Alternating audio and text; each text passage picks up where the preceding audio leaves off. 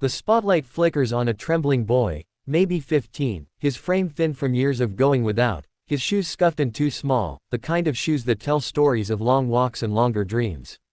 His shirt is faded, stitched by hand, the color uncertain from too many washes in too little water. The judges watch him step onto the stage, whispering to one another, skeptical yet curious. The audience murmurs, some amused, others sympathetic. In the back row sits a woman, hands clasped so tight her knuckles turn white. It's his mother, a woman whose love has survived poverty, rejection, and exhaustion. Her eyes glisten as she watches her son stand in a light she's always believed he deserved. When asked his name, his voice trembles, soft but steady. "Eli," he says. "I'll be singing Hotel California." A judge raises an eyebrow. "That's a big song, kid. You sure?" The boy nods once, eyes flicking toward his mother, who offers the faintest smile, the kind that hides years of sacrifice and unspoken prayers. Then, the music begins. Eli's voice fills the hall, trembling at first, then soaring with soul. Every lyric feels lived, each word carrying hunger, hope, and heartbreak. The audience falls silent, spellbound. By the second verse, even the skeptical judge leans forward, eyes moist. The mother presses her hand to her mouth, tears streaming freely now. When Eli finishes, the final note hangs in the air, delicate, aching, beautiful. For a moment, the world seems to stop breathing. Then comes the thunder of applause, people rising to their feet. But Eli doesn't smile. He looks straight at his mother. And whispers, voice cracking with emotion, "We did it, Mom." And she, through tears, mouths back, "You always could." Backstage, chaos swirls, camera flashes, reporters shouting questions, producers buzzing with excitement. But in the middle of it all, Eli sits quietly, his small hands still shaking from the performance. A producer crouches beside him, grinning. "Kid, that was unbelievable. Where did you learn to sing like that?" Eli glances toward his mother, who's standing nearby, clutching her old purse, unsure whether she belongs in this glittering world. Her clothes are simple, her shoes worn, her eyes tired but full of pride. Eli hesitates, then answers softly, "In the subway tunnels. Mom cleaned offices upstairs while I sang below for coins." The producer laughs awkwardly, thinking it's a cute story, but for Eli and his mother, it's a memory carved from struggle. Cut to flashbacks, a little boy singing to the rhythm of train wheels, his echo blending with the city's heartbeat. Strangers toss coins, others just pass by. Above him, his mother wipes tables, mops floors, sometimes peeking down the stairwell to listen. On the coldest nights, when her hands bled from scrubbing, he'd take them gently and whisper, "Someday, Mom, I'll sing for you, not for money." Earlier that morning, before this life-changing performance, she had done something she never told him. She sold her wedding ring to buy him a bus ticket to the audition. The gold that once symbolized love became the bridge for her son's dream. Now, watching him become everything she'd ever hoped, she feels both joy and disbelief. He's taking bows before cameras and judges, but she knows the real stage was the subway, the real audience was hunger, and the real applause was the sound of his voice keeping their hope alive when the world went silent.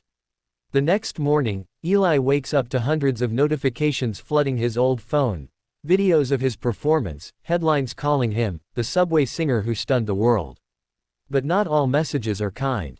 As fame spreads, so do the whispers. "He didn't really sing live. It's just a sympathy act. They probably auto-tuned him." The comments pierce deeper than he expected. For a boy who's fought his whole life to be heard, disbelief feels worse than silence. He scrolls through the cruelty until his eyes blur, then tosses the phone aside and sinks onto the motel bed. His mother knocks softly. "Eli, honey." He doesn't answer. She enters quietly, sits beside him, and strokes his hair like she did when he was small. "They think I faked it, Mom," he whispers, voice cracking. "Maybe I don't belong here." Her eyes fill, but she smiles faintly. "Eli, people can doubt what they see, but they can't deny what's real. If they can't hear your truth, sing it louder." That night, while crews pack up and lights dim, Eli walks alone to the empty stage. No cameras, no crowd, just a janitor mopping in the corner. He sits, guitar in hand, and begins again, raw, trembling, utterly human. The janitor stops, recording quietly as Eli pours his heart into the song. No echo, no perfection, just truth.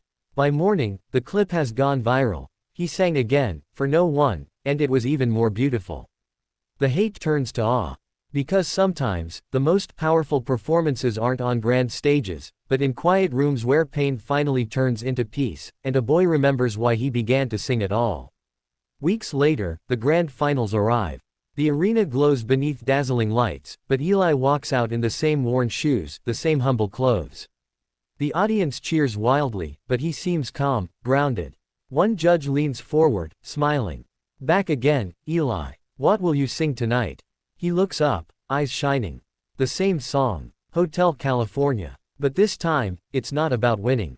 The crowd quiets as the first note hums through the air. Eli's voice carries something deeper now, not desperation, but peace.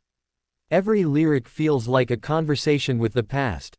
The tunnels, the hunger, the long nights when his mother's hands trembled with fatigue but still reached out to comfort him. As the camera pans to the front row, his mother sits there, finally in the light, no longer hiding in the shadows.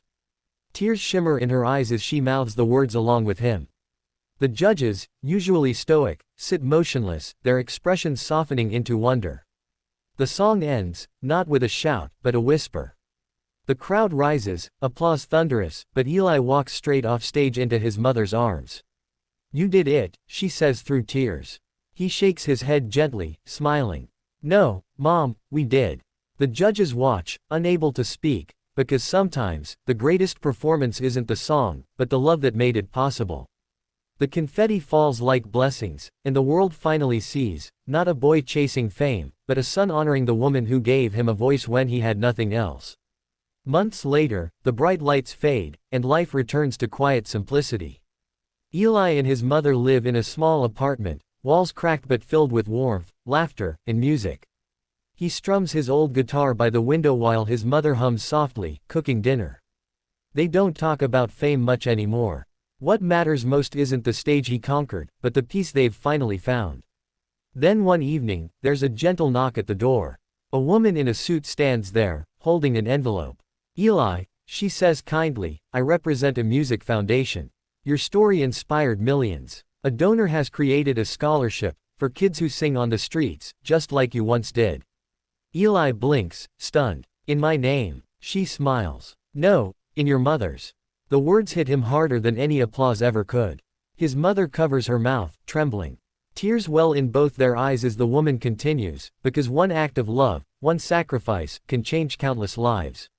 Cut to a montage, children singing in subway tunnels, volunteers handing out microphones, small hands gripping hope instead of hunger. Eli's voice plays softly in the background, narrating, "Sometimes the songs we sing aren't for fame. They're for freedom, for the people who believed in us when no one else did." As the camera closes in, his mother whispers, "He sang for me once, now he sings for everyone." The final line of Hotel California echoes faintly, "You can check out anytime you like, but you can never leave." And maybe she's right, because kindness, once shared, never truly leaves. It becomes music, eternal, unforgettable, echoing softly in every heart that dares to listen.